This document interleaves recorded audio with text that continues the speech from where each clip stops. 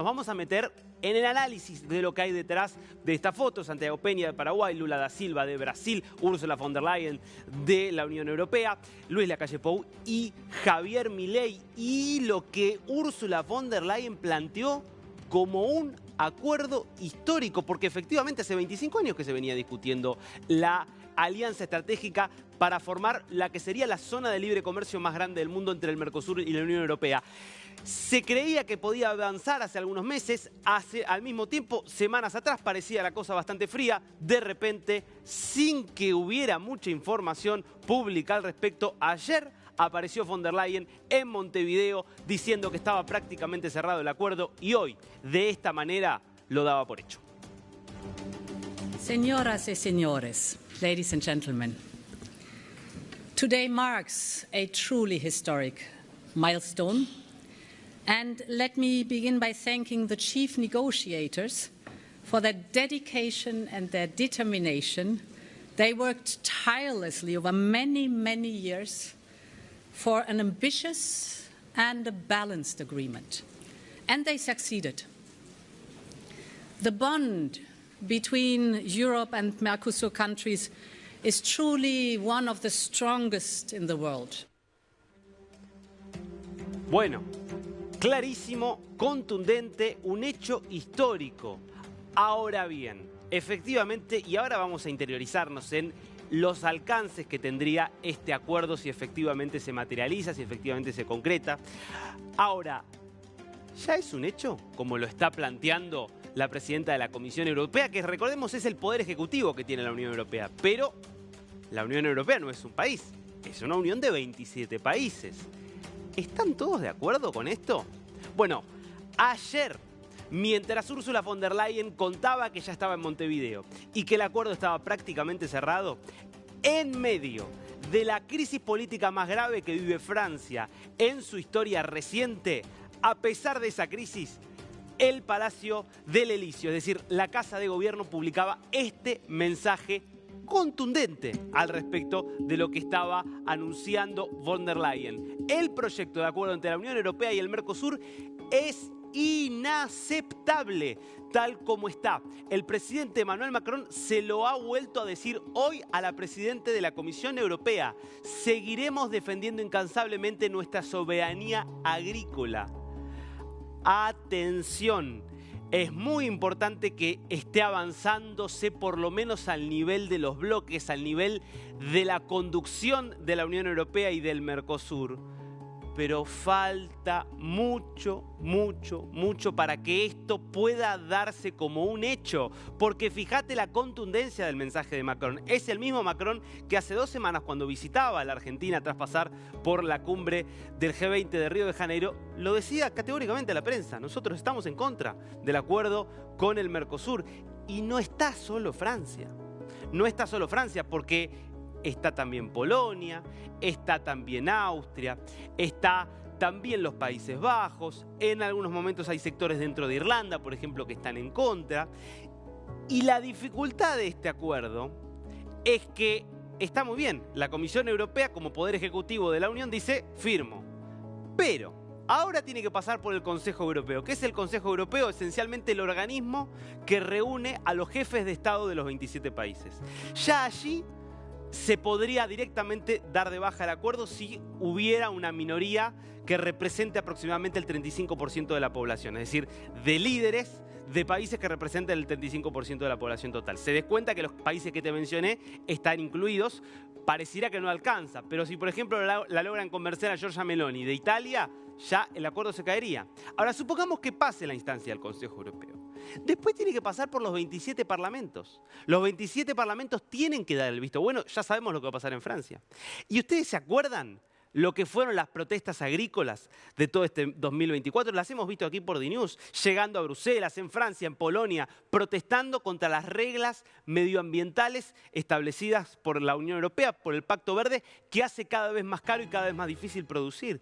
Ese sector, que es el que está en contra de este acuerdo, tiene una gran capacidad de movilización, con lo cual realmente hay que tener cautela respecto de si esto se va a materializar o no. ¿Quieren que vayamos viendo algunos detalles de lo que implicaría este acuerdo. Vamos a ver las potencialidades y al mismo tiempo también por qué hay que ser cautos. A ver, vamos a los números concretos. Unión Europea son 27 países, Mercosur ya son 5. No está presente allí Luis Arce, que está en Montevideo y participó del evento, lo vimos recién en vivo. No está en la foto, entre otras cosas, porque Bolivia recién tiene esta como primera reunión como miembro pleno. Acaba de incorporarse como miembro pleno, va a formar parte de esto, pero no estuvo siendo parte de las negociaciones, por eso no está en esa foto. Pero hay que sumar a Bolivia ya. Entre todos, son casi 800 millones de personas. O sea, es un mercado de 800 millones de personas, que es el 10% de la población global y el 20% del PBI global. Es decir, la verdad es que si se materializara, sería una gran oportunidad. Ustedes imagínense, para un país como Uruguay, que son 3 millones y monedas de habitantes, 3 millones y medio, redondeando, de habitantes, poder tener un área de libre comercio donde sus productos lleguen a 800 millones de personas. Es una oportunidad extraordinaria. Por eso es increíble que en algún momento haya habido líderes del Mercosur en contra de este acuerdo. Es una maravilla este acuerdo para el Mercosur. Sigamos viendo algunos de los detalles de lo que implicaría. Bueno, en concreto sería una zona de libre comercio que eliminaría los aranceles y fomentaría el comercio bilateral de bienes, servicios e inversiones. Por supuesto, es a largo plazo, es decir, suponiendo que estén todos de acuerdo y que la cosa avance, habría un proceso de adaptación, porque obviamente habría que cambiar y estandarizar métodos de producción para equiparar a Europa con América Latina en un montón de cuestiones. Habría tiempo para que ciertas industrias estratégicas que tiene América Latina puedan adaptarse a competir contra industrias mucho más competitivas de Europa, pero el objetivo justamente es este. Sigamos. Negociaciones. Comenzaron hace más de 20 años, recordemos, más de 20 años. Ahora, en 2019, en Bruselas, se había dado como un hecho que estaba cerrado el acuerdo. En ese momento, Jean-Claude Juncker era el presidente de la Comisión Europea, todavía no estaba von der Leyen, quien venía impulsando muy fuertemente del lado del Mercosur. Esto era Mauricio Macri como presidente de la Argentina, y ese anuncio de que el acuerdo ya estaba había generado muchísimo optimismo, y sin embargo sabemos que 5 años después no se avanzó prácticamente nada, se rediscutió y ahora se termina sellando un nuevo acuerdo que, insisto, aún no ha sido ratificado. ¿Qué implicaría esto para las exportaciones del Mercosur? Bueno, toda la producción agrícola del Mercosur, carne, soja, los jugos, el 90% de todo eso entraría sin aranceles. Pero aparte hay que pensar en aceites, biocombustibles, petróleo, gas, con lo que implicaría, por ejemplo, la posibilidad para Argentina de empezar a sacar gas natural licuado a través de vaca muerta, minería. Es extraordinario, insisto, la posibilidad de ingresar a un mercado de tantas personas y, en el caso de los países europeos, de alto poder adquisitivo. Sigamos. ¿Qué implica esto para Europa? ¿Por qué Europa? Hay sectores que también dicen esto es una gran oportunidad para nosotros también. ¿Por qué está tan interesada von der Leyen? ¿Por qué está tan interesado, te diría, la cúpula de la Unión Europea? Bueno, porque para Europa esto implicaría poder ingresar sobre todo al mercado brasileño, que son 200 millones de personas. Poder ingresar al mercado brasileño, que es un mercado además de un país que tiene mucha proyección de crecimiento, con productos industriales, maquinaria, automóviles, químicos, farmacéuticos, toda una serie de productos que hoy tienen enormes dificultades para ingresar. Bueno, se estima que el 91% podría ingresar libre de aranceles a los países del Mercosur. Insisto, lo que más le interesa a Europa, obviamente, es Brasil por el peso que tiene la economía brasileña. Hay muchos en Europa que están diciendo es ahora o nunca. ¿Por qué? Porque están viendo que la economía europea está estancada desde hace muchísimos años, que está perdiendo peso relativo en el mundo comparado desde ya con los países del este de Asia más dinámicos, pero también con los Estados Unidos, que viene creciendo mucho más que Europa, y dicen, acá tenemos una oportunidad de dinamizar nuestras exportaciones, de ingresar a un mercado importante y sobre todo de hacer un acuerdo de libre comercio con América Latina, en este caso con el Mercosur, y ponerle un freno al avance de China sobre Sudamérica y generar mejores condiciones de sociedad para que muchos de los que hoy le venden algunas cosas a China pasen a venderlas a Europa. Digo, eso hace que muchos estén queriendo empujar esto en Europa a pesar de los reparos. El volumen comercial que se estima, estos son datos de 2021, el comercio bilateral Mercosur-Unión Europea alcanzó 88.000 millones de euros, destacando obviamente importancia económica mutua. Bueno, sigamos, lo que se estima es que esto podría crecer y mucho. Beneficios para el Mercosur, bueno, acceso preferencial al mercado europeo, diversificación de los mercados, el posible aumento de la inversión extranjera directa, porque también se crearían condiciones para que empresas europeas quieran invertir en países de América Latina, por eso también podría crear muchísimos puestos de trabajo en la región, más allá de que hay sectores industriales protegidos que podrían pasarla mal con más competencia. El impacto general sería realmente muy positivo. Beneficios para la Unión Europea, lo que un poco decíamos, reducción de aranceles en sectores como automóviles y maquinaria, 35% actualmente, mejorar el posicionamiento frente a competidores como China, lo que recién te contaba. Sigamos. Este es el gran tema en Europa.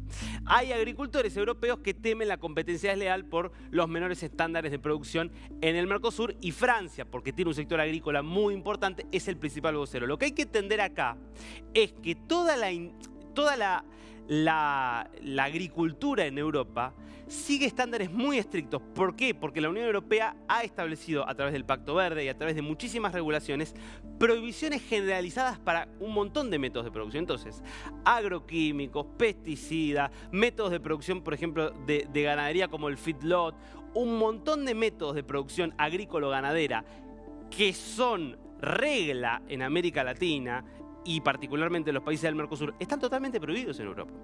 Y entonces, claro, es mucho más caro producir en Europa. Por eso estos agricultores, que ya de por sí se estaban quejando porque ingresan, por ejemplo, productos de Marruecos o productos de Ucrania, mucho más baratos que no cumplen con estos estándares, se enloquecen ante la posibilidad de que puedan ingresar jugadores tan fuertes como Argentina y Brasil, o como Uruguay y Paraguay, por ejemplo, en materia de ganadería, respecto de los estándares con los que tendrían que competir. Dicen, no podríamos, no estamos en condiciones, pero entre otras cosas por las regulaciones tan estrictas que nos establece la Unión Europea. Esto es lo que, insisto, puede hacer caer este acuerdo. ¿Nos queda algo más?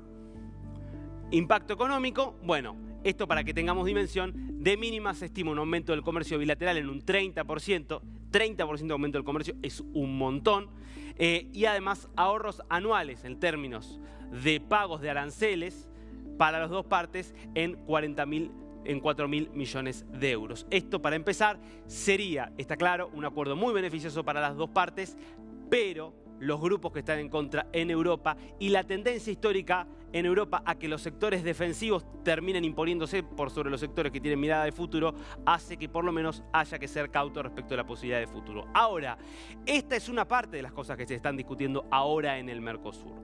Hay otra parte que tiene que ver con la discusión también viejísima, que ya lleva muchos años, respecto de que el Mercosur se convirtió en un bloque que tiene cada vez menos peso para los propios países del Mercosur, porque las reglas son cada vez más dificultosas para fomentar el comercio, porque casi todos los países quieren hacer otro tipo de acuerdos y las reglas actuales no se lo permiten, y eso hace que muchos quieran cambiarlo. Quien hoy está liderando la voz cantante, quien está llevando la voz cantante para pedir cambios, es Javier Milei, el presidente de la Argentina, que esto decía en su alocución. No es casualidad que desde mediados de los 90 hasta el presente la incidencia del Mercosur en el comercio mundial se ha reducido del 1,8% al 1,6%. Consolidarnos en un bloque común no solo nos hizo crecer, sino que nos ha perjudicado. Mientras vecinos como Chile y Perú se abrieron al mundo y entablaron acuerdos comerciales con los protagonistas del comercio global, nosotros nos encerramos en nuestra propia pecera, tardando más de 20 años de encerrar un acuerdo con el que hoy festejamos, que aún dista de ser una realidad.